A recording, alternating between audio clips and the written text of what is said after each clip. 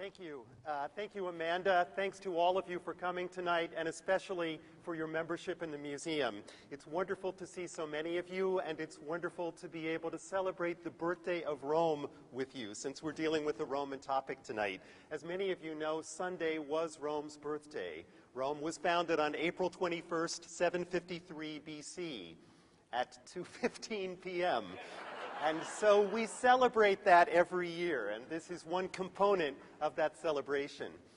The focus of tonight's lecture will be the extraordinary mosaic that we have on exhibit upstairs on the third floor, which I hope all of you have seen, the so-called Lod Mosaic, so-called after the locus of its discovery, just outside Tel Aviv, very close to the Tel Aviv airport.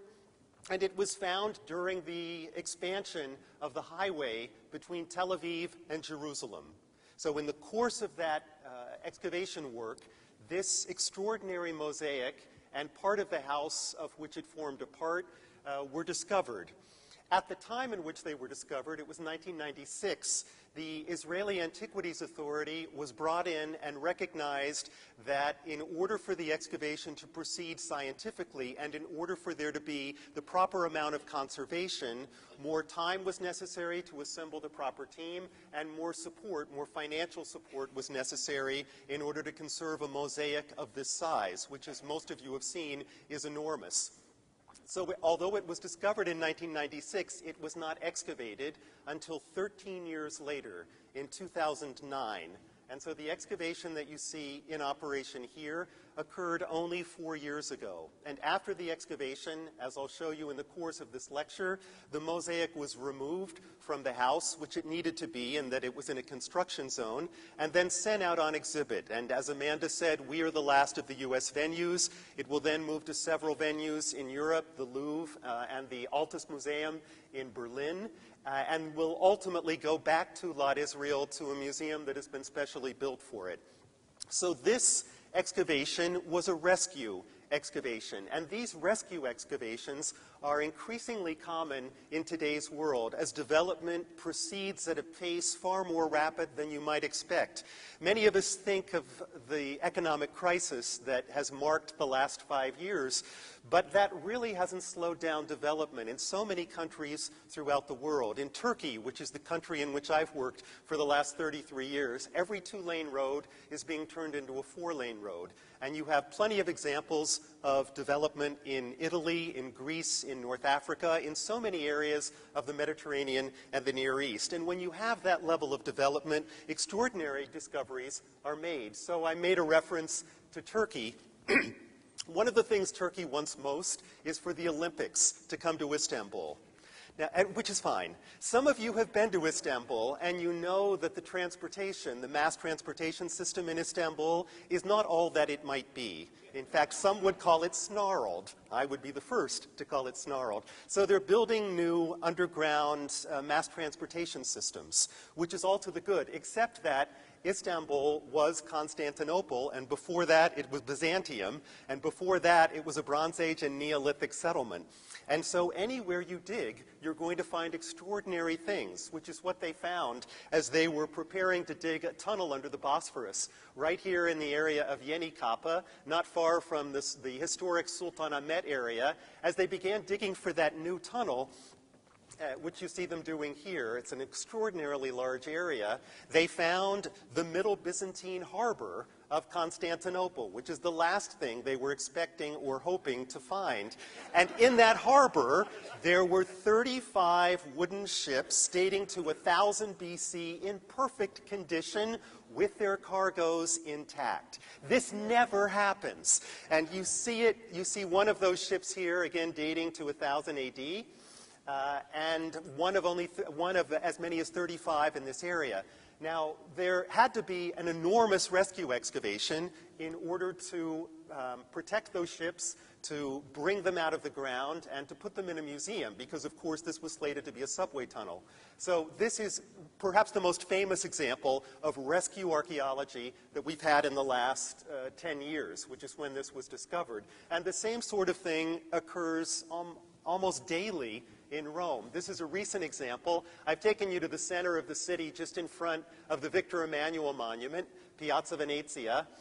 And as they were digging for a new subway station there, because traffic in Rome is just as snarled as Istanbul, they came down, as you see here, on an extraordinary set of rooms dating to the early 2nd century AD. These are rooms for the learning of and practicing of rhetoric. They're teaching rooms. And you can see the bleachers here with the marble decorations still intact. Now, what do you do when you find that? These rhetorical training rooms that are connected to Greek and Latin libraries that are part of the Forum of Trajan next door. You have to find another place for your subway system, which is what they did in Rome. But these examples of rescue archaeology you find all over the place, and by and large, most nations have been very responsible in dealing with the antiquities that have been found during these massive public works projects. And this is especially true of the Israeli Antiquities Authority when they encountered this late Roman residence in Lod, which was originally a Roman colony called Lydda, again, just outside Tel Aviv. And so in the course of excavation, they dug around the mosaic that they had discovered as much as they could. But remember, this is the Tel Aviv-Jerusalem highway, so their opportunities were limited. What that means is we have to guess, to a certain extent, about the life of the man who owned this house and who chose to decorate it. And our primary clue into his business activities, his character, who he was, what he liked, is this mosaic that you see on display upstairs. So we don't have the other rooms of the house. We don't even have any human figures in the mosaic, only animals. And we don't have any inscriptions either, nor do we have any indications of the pottery that would have been in the kitchens and the dining rooms. So really, all we have are 3 different scenes from this mosaic to decipher the man's personality and what his worldview was in 300 AD, which is the period in which this mosaic was established. And so I want to take you through several scenes of the mosaic to try to give you a sense of what we think we've learned, although admittedly a good bit of it is guesswork. The mosaic that you see upstairs was probably part of the reception room of his house. So it's likely that he conducted business in his house. We're used to business being separated from residence, but for the elite, for the aristocrats in the Roman Empire, that was usually not the case. You would not only have your office, you as a wealthy aristocrat, in your home, but you would leave open your front doors to the street so that everybody could see how long the line was of people waiting to talk to you. The longer the line, the higher your status vis-a-vis your neighbors. So we often think of these houses as having doors that were firmly shut, locked all the time. They were open all the time because, again, people wanted to be able to see how long your lines were. And so you would come to the landowner, to the aristocrat, and ask for political favors, for economic favors, exemption from local taxes. Perhaps he wanted you to support him in an election, a political election that was about to start. Your family was in trouble. You needed a loan. All of these questions would be addressed to the landowner. And you as a petitioner coming to this aristocrat would go through this space. And so it was important that the person, the petitioner who came into this space, understand, A, that this was a prosperous residence, and B, that you were welcome into this realm of prosperity. And so those are the kinds of symbols you see right off the bat. These 2 panthers who are prepared to drink from a wine crater, which is a standard symbol of fertility in the Roman Empire. I'll deal with that again a little later. Another wine crater here, flanked by golden urns, so precious metalwork, a peacock, which is always a standard symbol of prosperity, and in the early Christian period, the peacock developed into a symbol of the happy afterlife, at least for those who were initiates into Christianity. And then you have the same thing repeated one more time, another wine crater with vine tendrils growing out of it. The vines being a symbol of Dionysus or Bacchus, the god of wine and thus the god of banquets, of dinner feasts, and to an extent of hospitality. And these kinds of symbols that you see in the Lod Mosaic, you see repeated all over the empire. These are just 2 examples. So one from Antioch in southeastern Turkey, dating to the second half of the 3rd century AD, where you actually see Dionysus or Bacchus, the god of wine, with one of these wine craters. Mosaics throughout the late empire are littered with these wine craters, again, intended as symbols of hospitality. And even in basilicas, early Christian basilicas, you can have them. So yet another crater here flanked by peacocks from a basilica in what is now the former Yugoslav Republic of Macedonia in the 4th century AD. So these symbols are what one would expect coming into the room. What one wouldn't necessarily expect is this menagerie of animals. So in the central octagon, you have 8 exotic animals, or at least we think of them as exotic, pulled from equally exotic regions in Africa and in Asia. 2 landscape elements, 2 mountain peaks with a river between them. And as I'll later explain, it's likely that these are all African. A lion and a lioness, a sea monster or Ketos in the river, an elephant, and this cross-hatching on the skin is generally used as an indication of wrinkled skin, and so that would point more toward an African elephant than an Asian elephant, but the short ears would point more toward an Asian elephant than an African elephant, and the jointed back legs would point toward no elephant. So this is a hybrid creature. It's likely that the designer of the Lod Mosaic had never seen an elephant and was just putting one together from like a patchwork quilt, in a sense. Then a giraffe, a rhinoceros, a tiger, which would have come from Asia, and an auroch, a wild bull. These are now extinct. They were last seen in the 17th century AD. And with some of them, you can see that the wildness is indicated through the enlarged size of the genitals of the bull. So that is intended to indicate the great spirit that would presumably have been housed in said bulls. So again, you've got this unusual menagerie of animals that is duplicated in very few places. So if you were coming into the room, you wouldn't have paused to look very long at the wine crater or the vine tendrils or the peacocks, but you would have spent some time looking at this. And in order to understand menageries of animals, we have to move away from the Lod Mosaic for a minute and look at some parallels in the Persian world and in the Roman world. So exotic menageries of animals, sort of parks where animals from different areas of an empire were brought together for the entertainment of the aristocrats who controlled that empire. You can take that back to the Persian Empire, the capital of which was at Persepolis in what is now southwestern Iran. And in a lot of the sarcophagi, the stone coffins that are associated with the rulers and the government officials who belonged to the Persian Empire, we can see hunts, what we often call royal hunts, that would have taken place in paradise-like zones. So these are called paradisoi, these large exotic animal parks that were assembled by the Persians. And there would be hunts there, hunts involving these exotic animals that had been brought from far-flung regions of the empire. And you can see that on the so-called Alexander sarcophagus in Istanbul, one of our best painted sarcophagi that survive, about 300 BC. So you can see hunts involving stags and fawns, and then hunts involving lions. And on occasion, you can still find the successors of these. There's a paradise, or as we call them, paradisoi or paradises. There's still a paradise in northwestern Turkey, very close to where the Persian paradise was, now called the bird paradise. But again, the traditions are long ones. And in Rome, of course, you get exotic menageries of animals gathered together at least as early as the 3rd century BC, in the middle of the Roman Republic. As the Romans went out on campaign, they initially confined their military activities in the 5th and 4th centuries BC to central Italy. But then as the 3rd century moves on, we deal with the Punic Wars, the wars with Carthage, that took the Romans into southern Italy, Sicily, and North Africa, as well as into what is now Albania and northwestern Greece. And in the course of those campaigns, obviously, they encountered an exotic array of animals, some of which they brought back to Rome to exhibit in the course of their triumphal processions. So after the campaign against Pyrrhus of Epirus in the early 3rd century BC, Epirus being an area now occupied by Albania and northwestern Greece, Pyrrhus had elephants as part of his troop.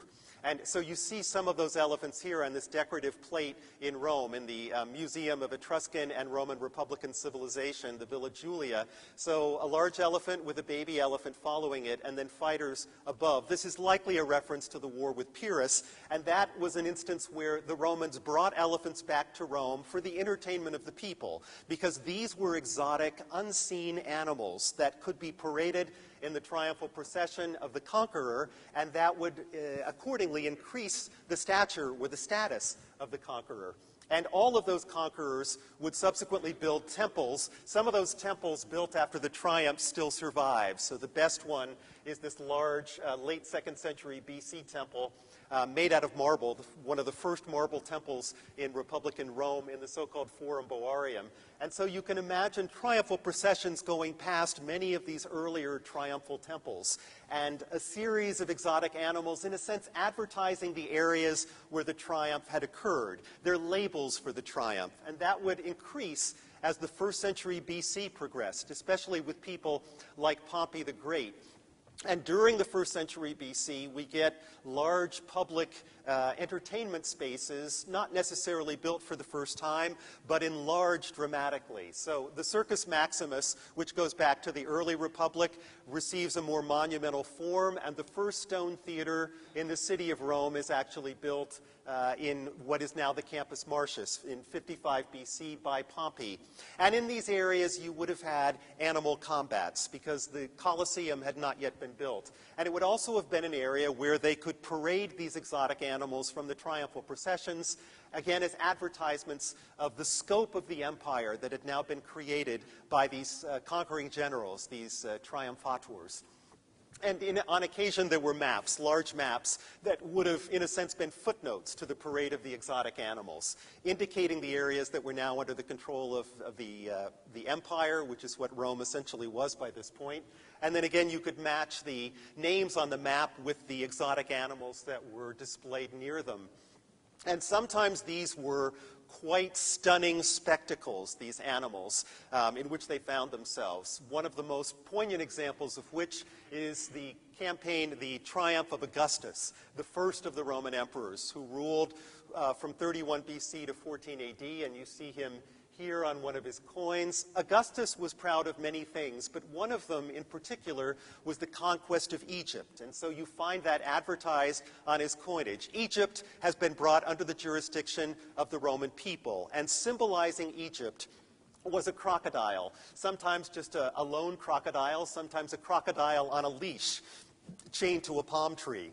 And on the occasion of the dedication of a major temple for which Augustus was responsible in Rome, 36 of these crocodiles were slaughtered for the entertainment of the Roman people. So again, the animals, in a sense, were symbols of the triumph, and these triumphs were coming fast and furious as the late Republic and early empire progressed, as was a fascination for Egypt. And this is an example of an Egyptianizing mosaic from central Italy, dating probably to the late 1st century BC, that was probably constructed shortly after Augustus's victorious campaigns over Egypt, over the combined forces of Mark Antony and Cleopatra, which all of you know about because of Richard Burton and Elizabeth Taylor and all of the others who have fulfilled those roles. But after the campaign, the conquest of Egypt, there's a kind of Egyptomania that sweeps through Rome. It's not uncommon for the conqueror to fall under the sway of the decorative arts of the conquered. So there's an Egyptomania that spreads through Rome. Pyramids start going up as tombs. Obelisks start decorating the public spaces. You saw the same thing in Paris around 1800 after Napoleon's campaigns in Egypt. And the Nile Mosaic, which is what this is usually called, is one example of that. And I'm showing it to you because it has a number of points in common with the Lod Mosaic. This mosaic in particular, the Nile Mosaic, is a component of a sanctuary dedicated to Fortuna, to luck, in a hill town not far outside Rome. And where you see the red circle, that's where the mosaic has been integrated into the interior. And it's an enormous thing, 20 by 14 feet. And what it shows is an expedition down the Nile, starting in Alexandria in northern Egypt, And as you read up from bottom to top, you're going down the Nile. So you're going through Egypt, into the Sudan, and into Ethiopia at the very top. You'll notice that the skin of the human figures here is light-colored. The skin here is dark-colored. And you have a whole series of animals in the upper half of the mosaic who have been identified by inscriptions. So this gives us far more information for one of these animal menageries than we have from the Lod Mosaic. And it seems to have been an expedition down the Nile for scientific purposes. If we're right in our interpretation of this, it was first made in the early 3rd century BC in Alexandria for one of the Ptolemies, and then copied in mosaic form for this sanctuary in central Italy in the late 1st century BC. And so if it was made for the Ptolemies, who were Greek rulers, you would expect the labels to be in Greek, as they are. So you see the word for monkey here, Sphingia. Here's the monkey in question. Rhinoceros, which many of you can read right here. So all the animals are identified, and it's the same kind of menagerie that we see in the Lod Mosaic, except there's no fighting here. It's simply an example of these exotic creatures from an equally exotic area of the empire. If you look at the top of the Nile Mosaic, you'll see this unusual rocky peak, and that's very similar to the kind of rocky peaks that we have in the center of the Lod Mosaic. This we can recognize as Ethiopia, because of course we've got the full context of the journey from northern Egypt all the way into Ethiopia. And it's very likely that that's what the designers of the Lod Mosaic are intending to represent, the mountains of northern Ethiopia, the Semien Mountains. And if we look at the Lod Mosaic, the landscape elements in the Lod Mosaic, next to the Semien Mountains of northern Ethiopia, you can see that there's a strong similarity. There aren't a lot of mountain ranges in this area where you'll find these paratactically organized peaks, these separated monumental peaks that distinguish the Semien Mountains of northern Ethiopia. And that's probably what the mosaic designer is intending to conjure up here. And if so, then this watery area between them would be the Nile River. And the Ketos, the sea monster, is simply intended to indicate that this is a watery area, in fact, a great river. Notice that the animals around the octagonal menagerie of animals are fighting. So if you look in the squares and the hexagons that border the central octagon, you'll see animal combat after animal combat. So a leopard attacking a gazelle, same thing with a tiger, and each one of these has a kind of combat. And often you'll see red lines used to indicate the blood on the ground after these animals have been attacked. So in addition to an exotic menagerie of animals, we have animal combats. That's clearly one of the messages that the designers are intending to indicate. And so that takes us into the realm of gladiatorial games. Gladiatorial games, of course, have gone on in ancient Rome, or had gone on in ancient Rome, even in ancient Etruria for a very long time. And you'll see some examples of this in our galleries upstairs. But the arena par excellence for the combat of animals, of humans, and of humans against animals was the Colosseum.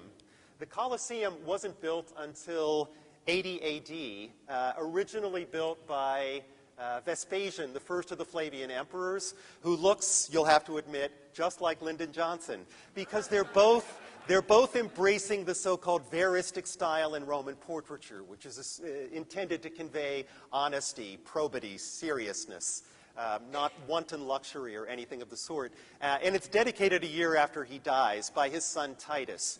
This was a building that could have seated 50,000 people, 45,000 seated, and 5,000 standing.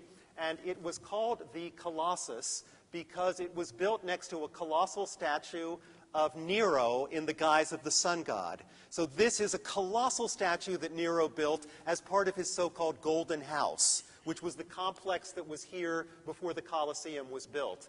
And everyone referred to that gilded bronze statue of Nero as the Colossus because it towered over everything in the area. So the arena that was built next to it became, by extension, the Colosseum, simply meaning it was built next to the colossal gilded bronze statue of Nero. In this Colosseum, you would have had, of course, plenty of storerooms, prop rooms, and cages under the wooden floor.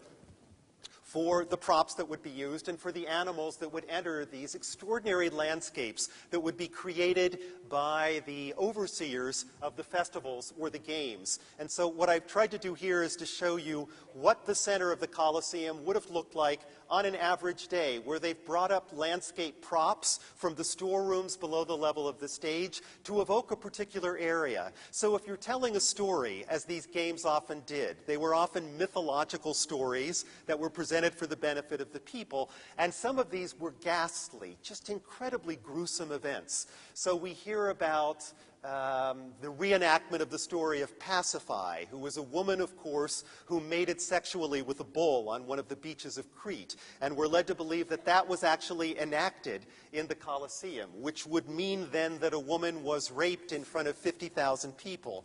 These are difficult for us to imagine. Or another version of the Oedipus story that was enacted for the Roman people. Remember what happened to Oedipus? He blinded himself at the end of the story. And so if we are to believe some of these sources, you would have had a slave or a condemned criminal who would have blinded himself at the end of the story. The only kind of animal that seems to have escaped from this mayhem was the elephant.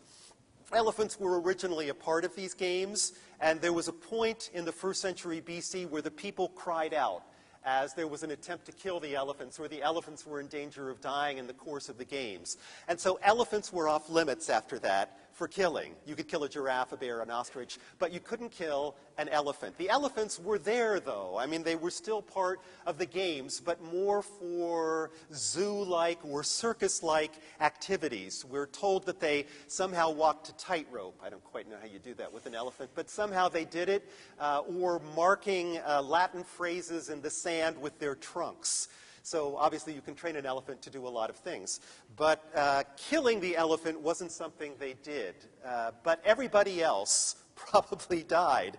That included the humans and that included the animals. And so you see that represented here in one of the many gladiatorial mosaics that we have surviving. This one from Libya, from just a few years before the Lod Mosaic was made. And you can see animals fighting animals, as well as humans fighting humans, and animals fighting humans. Remember that there were no prisons or penitentiaries for the long-term detention of criminals in ancient Rome. And so if someone was condemned to death, you could crucify them, or you could put them in the arena and have their death be part of the entertainment of the Roman people. Again, this is abhorrent to us, but these were very popular spectacles in the Roman Empire, especially after a triumph, and especially when a major building was dedicated. So we're told that when the Colosseum was dedicated in 80 AD, there were allegedly or reportedly 9,000 animals that were slaughtered over the course of 3 months. That's 100 animals a day. That's a lot of animals.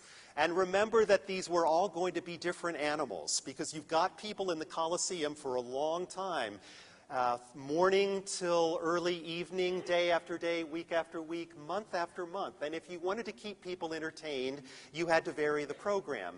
That meant that you couldn't always have a bear fighting a bear or a bear fighting a giraffe. Sometimes you had to have a giraffe fighting an ostrich, or a bear fighting a human, or a human fighting a crocodile. I don't know. You had to keep it different kinds of animals. And that meant that you needed a lot of exotic animals.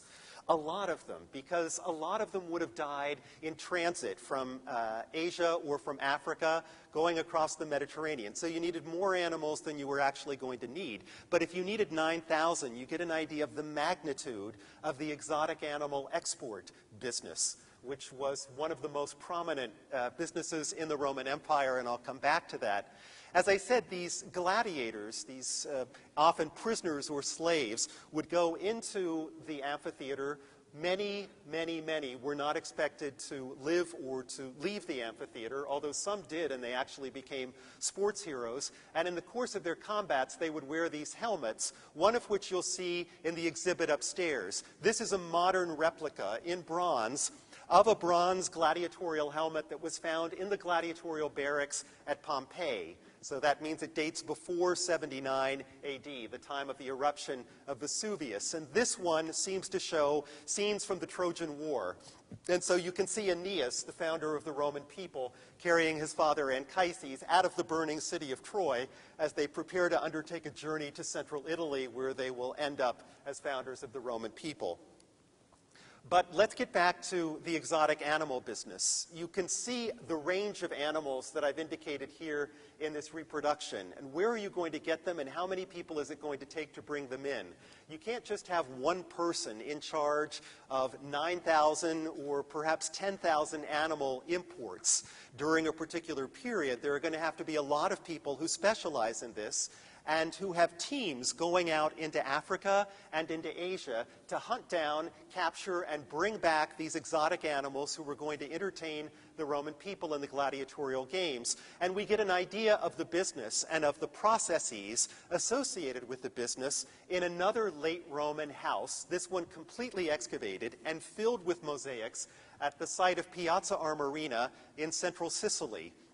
Here you see the ground plan of the building, and nearly all of the villa, nearly all of these rooms are decorated with mosaics in nearly perfect condition, as you can see. And many of the mosaics show animal combats, not unlike what you have in the Lod Mosaic. But this shows more details than what you have in the Lod Mosaic. This will include human figures, as the Lod Mosaic does not. And you can see that the animals have been, the teams have gone out into Africa and into Asia to capture animals. So you see the animals being brought back in cages or in nets, then loaded up the gangplank. So you've got a kind of gazelle, you've got an ostrich, several ostriches, because ostriches were popular in the gladiatorial games. You've got a tiger on a leash that's being led along. Here's a rhinoceros. And they're all being led up the gangplank onto boats with cages on them. So these are the cages for the animals into which the animals are being led. A few more details here. And many of these animals are coming from Africa. So you see a personification of Africa here. You see she's surrounded by elephant tusks as an indication of where she's coming from. And you see an elephant with the same kind of cross-hatching lines that you see on the elephant from the Lod Mosaic, again indicating that it's probably coming from Africa. And then these ships would sail across the Mediterranean, many, not just from Sicily or North Africa, but of course also from the Levant and from Asia, bringing these exotic animals back to either Italy or to one of the Roman colonies somewhere in the Mediterranean, because these gladiatorial games didn't just take place in Rome, they took place all over the Mediterranean, especially in areas where you had colonies, where the Roman army veterans would go to a kind of sun city and watch gladiatorial games, you know, in their twilight years. So there was a great hunger for animals as exotic as possible and as many as possible. And so it's conceivable that this is one of the businesses in which the owner of the Lod Mosaic Villa was engaged, that we see this menagerie of animals in the center for the same reason that we see such an unusual menagerie of animals in the Piazza Armerina mosaic, that the owner of the Lod Mosaic house was yet another of these wealthy businessmen who specialized in sending teams into the surrounding area for the export of exotic animals. That clearly wasn't his only occupation in business. Those of you who have seen the Lod Mosaic will have noticed the first panel, which shows these two ships, one sailing to the left and one oriented toward the right, but not sailing. You see the mast has been lowered, and I've indicated that in the drawing here, and it's clearly at anchor and in danger of losing its life because it's about to be eaten by a whale. So you get an idea of the dangers of shipping in the Mediterranean. And it's not unlikely that maritime shipping was another one of the occupations of the man who owned this villa, and that's why we have these two ships. Now, the ships that we have here, surrounded by these equally exotic fish of the Mediterranean, were not intended for the transport of animals. That's not the way ships were built, those that were intended for animal transport. These could have held between 80 and 150 tons of material, and it's likely that that material was grain or fish sauce or something of the sort. And they would have plied the seas from Israel to central Italy in all likelihood, but with grain rather than with animals. Nevertheless, if we take this as a symbol of occupation, commercial shipping would have been another one of his activities. I've commented several times on the fact that there are no human figures in the Lod Mosaic, and many have noted this in their analyses of the Lod Mosaic and speculated that either the owner may have been Jewish or, if not Jewish, was cognizant of the religious sensibilities of his clients, those who were lining up to come into the reception room to ask the landowner for favors. And that's difficult for us to determine because we only have this one mosaic. If the excavations were expanded, it's not impossible that the mosaics in the other rooms would also show figures with humans. We simply can't know. But it is worth stressing that there were no strictures against the representation of human figures in late Roman Israel. Even in synagogues, you can find human figures represented in the exposition of calendars or signs of the zodiac. So here I've given you one of the late Roman mosaics from the synagogue at Tiberias. There are others from Sepphoris, also in Israel, where you have human figures, in this case, actually a centaur, and additional animal combats. So there were plenty of late Roman mosaics that showed figures, human figures. The Lod Mosaic happens not to be one of them. People often ask, where are we now? Can we draw any lines of comparison between our lifestyles today and what was going on in late Roman Israel? What we have now are the same kinds of zoos that you could have found in the ancient Roman world. What we do not have, we still have combats, but they take place in football stadia, and they tend not to involve humans and animals, although some of the humans admittedly look like animals in the course of the games. But the arenas are no different. It's just the type of the game that you see.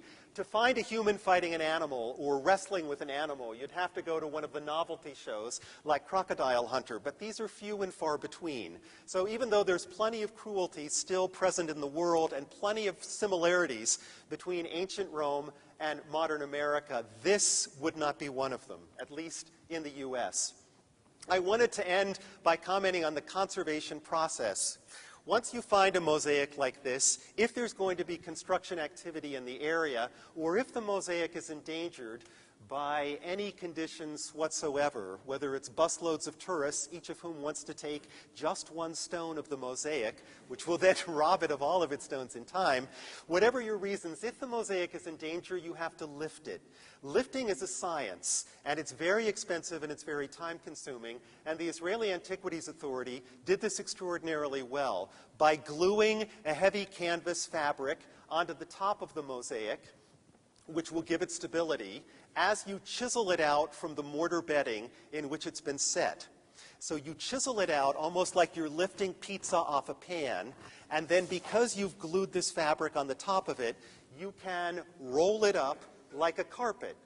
And that's what we do. Now, people who look at this, and some of you will have looked at the video upstairs that shows that rolling process, can scarcely believe that it can happen without damaging the mosaic. But as you've seen from the Lod Mosaic upstairs, it was done with no damage inflicted upon the mosaic. The mosaic does, of course, have a patch that is damaged, but that's one patch in the area of one of the boats in the front part of the mosaic. But that was caused by a cesspit, a trash pit, that had been dug down through the mosaic from a higher occupational level during the Ottoman period, at a point when Israel was under Ottoman control. So try to imagine someone's living in a house 2 feet, 3 feet, 4 feet above the Lod Mosaic. They're digging trash cans because they didn't have Tupperware containers. They're digging trash cans in the earth. They encounter resistance. They just go right through it. As far as they know, it's just resistance. No one knows that it's the Lod Mosaic.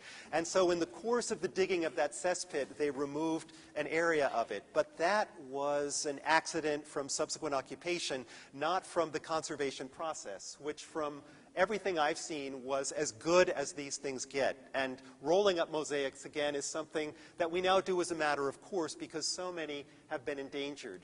These mosaics, after they move to their various European venues, will return to Lod Israel to the point where they were found, and they will be housed in a new museum built through the generosity of Shelby White and Leon Levy. And that will showcase not just the Lod Mosaic and the surrounding mosaics that have been discovered, but the art of creating a mosaic as well as Roman occupation in Israel. And so we're very grateful to them for their generosity in conserving this mosaic, and to the Israeli Antiquities Authority for dealing with the excavation and conservation of the mosaic with such extraordinary care. But most of all, of course, we're grateful to you as members of the museum. Through your support of archaeology, anthropology, cultural heritage, so many issues, so many projects that you support, you've essentially ensured that there will be a future for the past, which is so essential in a time of rapid development and massive armed conflict all over the world. So my thanks to you for that. My thanks to you for coming tonight and for your support of the museum. Thank you.